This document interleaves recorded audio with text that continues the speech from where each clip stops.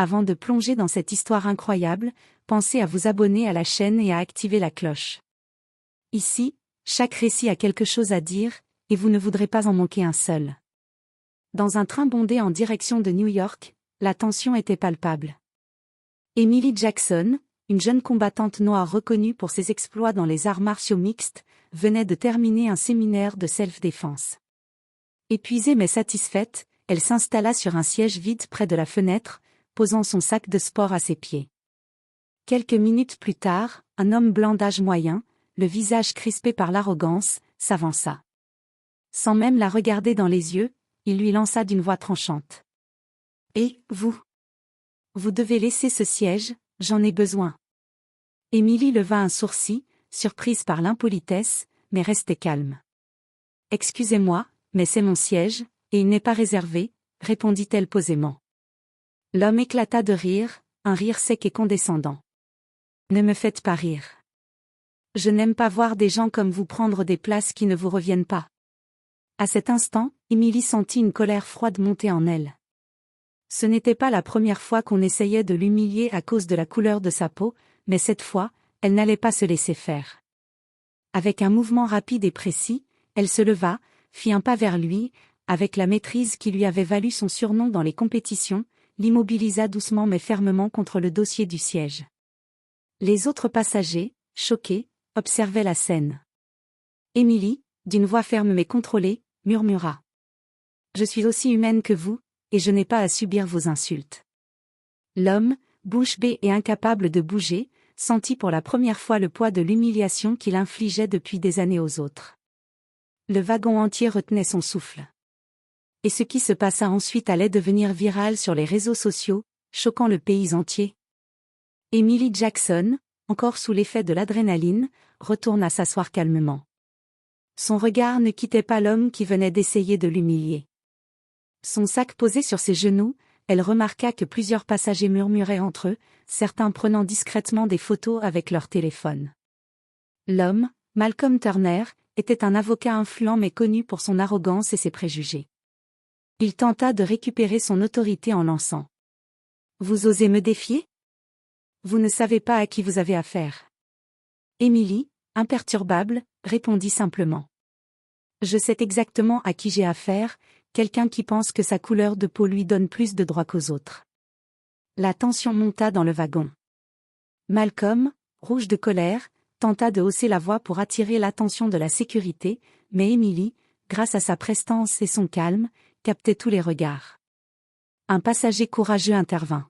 « Monsieur, elle a raison.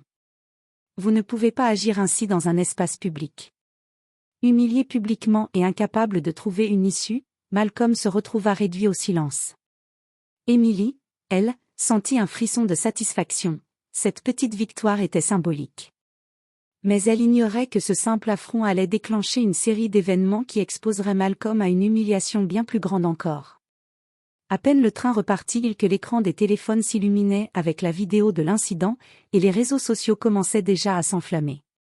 Emily venait de transformer une injustice quotidienne en une leçon de courage et de dignité. Le lendemain matin, Malcolm Turner se réveilla avec une migraine et une inquiétude inhabituelle. La vidéo d'Emily Jackson, postée sur les réseaux sociaux, avait explosé. En quelques heures, elle avait été partagée des milliers de fois, accompagnée de commentaires dénonçant le racisme et l'arrogance dont il avait fait preuve. Au bureau, ses collègues le regardaient avec un mélange de curiosité et de gêne. Les mails de protestation et les appels des clients mécontents commençaient à s'accumuler. Même son partenaire d'avocat, un homme normalement indulgent, secoua la tête. « Malcolm, tu sais que cette situation va te coller longtemps. » Malcolm, fou de rage et d'humiliation, décida de réagir. Il se précipita chez lui pour tenter de contacter Emily et lui demander de retirer la vidéo. Mais lorsqu'il consulta les réseaux, il découvrit que son visage avait été identifié partout, son bureau, son adresse et même ses anciens cas judiciaires circulaient déjà en ligne. Le public exigeait des excuses publiques. Pendant ce temps, Emily, consciente de l'impact de sa vidéo, ne cherchait pas à humilier Malcolm gratuitement. Elle voulait juste montrer que personne, peu importe son statut ou sa couleur de peau, ne peut abuser des autres sans conséquence. Elle recevait des messages de soutien de toute la ville, et certains groupes d'arts martiaux proposaient même de lui offrir des récompenses pour son courage. Ce que Malcolm ne savait pas encore, c'est que ce simple incident dans le train allait se transformer en une affaire judiciaire, non pas contre Emily, mais contre lui.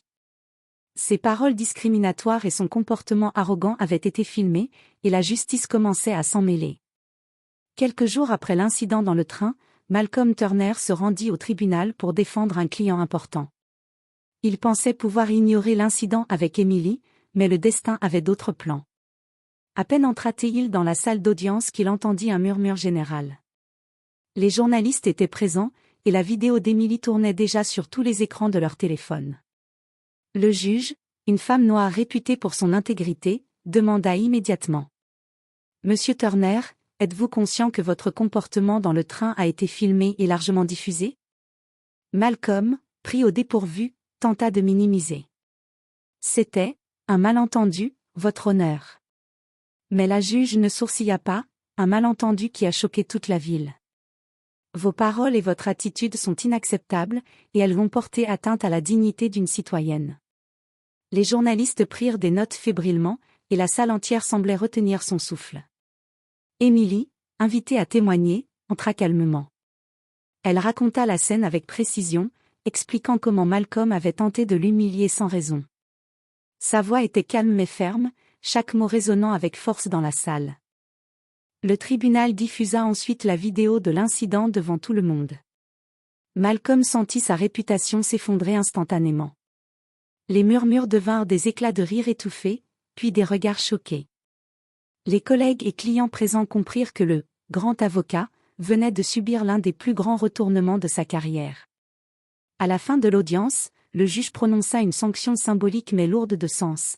Malcolm devait s'excuser publiquement, non seulement à Emily mais aussi au public, pour son comportement raciste et humiliant. La vidéo allait rester comme preuve que personne, même puissant ou influent, n'est au-dessus du respect et de la dignité humaine. Emily sortit du tribunal avec la tête haute. Ce n'était pas seulement une victoire personnelle, mais un message pour tous ceux qui pensaient que l'arrogance et le racisme pouvaient passer inaperçus. Malcolm, lui, allait désormais devoir vivre avec la honte publique et la leçon d'humilité qu'il venait de recevoir. Quelques semaines après l'incident et le procès, la vie d'Emily Jackson continuait, mais quelque chose de surprenant se produisit, elle reçut une invitation inattendue. Une grande entreprise de sponsoring pour les arts martiaux mixtes souhaitait la rencontrer pour lui proposer un partenariat et lui offrir une plateforme pour enseigner et inspirer des jeunes du pays entier.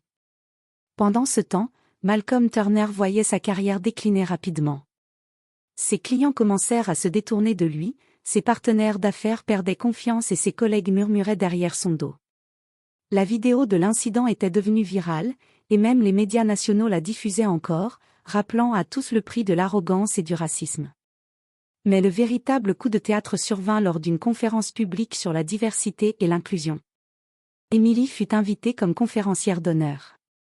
Malcolm, par ironie du destin, faisait partie du panel des invités, pour discuter de la responsabilité professionnelle et éthique. Lorsqu'Emily monta sur scène, elle s'adressa au public avec force. Ce que vous avez vu dans ce train n'était pas seulement une confrontation individuelle. C'était une leçon sur le respect, la dignité et le courage.